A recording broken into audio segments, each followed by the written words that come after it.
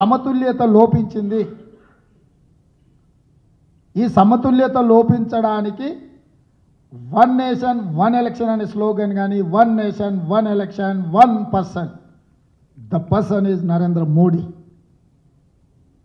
Person centric politics ఈ దేశంలో ప్రధానంగా ఇప్పుడున్న భారతీయ జనతా పార్టీ విధానంలో ఈ దేశానికి తీరని నష్టాన్ని చేకూర్చబోతున్నాయి. అత్యంత ఈ కీలకమైన సందర్భంలో ఇండియా కూటమి వర్సెస్ ఎన్డీఏ కూటమి ఎన్నికలు జరుగుతున్నాయి.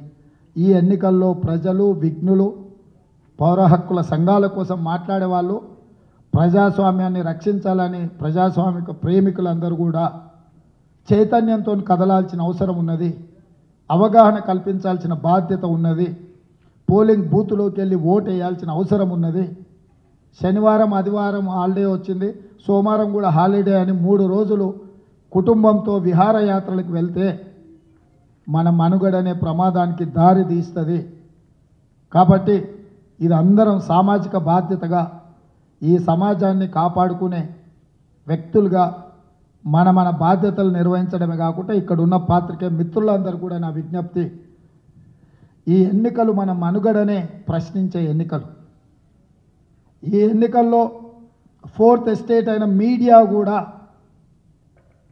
తమ బాధ్యతలు నెరవేర్చాలా నెరవేర్చకూడదా, కనుసైగలతోనే పని చేయాలనా అనే పరిస్థితిని కల్పించే ఎన్నికలు.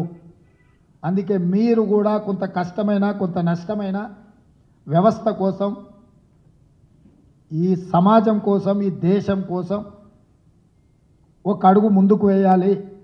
ఆనాటి సోయబుల్లా ఖాన్ గారు కావచ్చు, సూరవరం ప్రతాప్ రెడ్డి గారు కావచ్చు, మహామహులు స్వతంత్రం కోసం గలం విప్పిన వాళ్ళు, కలం పట్టిన వాళ్ళను స్ఫూర్తిగా తీసుకోవాల్సిన అవసరం ఆ పాత్రికేయ మిత్రులకు మనందరికీ కూడా ఉన్నది. ఆ దిశగా కదులుదామని, ఆ దిశగా ప్రయత్నం చేస్తున్న కాంగ్రెస్ కూటమికి మీ అందరి వైపు నుంచి సహకారం ఉండాలి అని, బీజేపీ అధికారంలోకి రావడం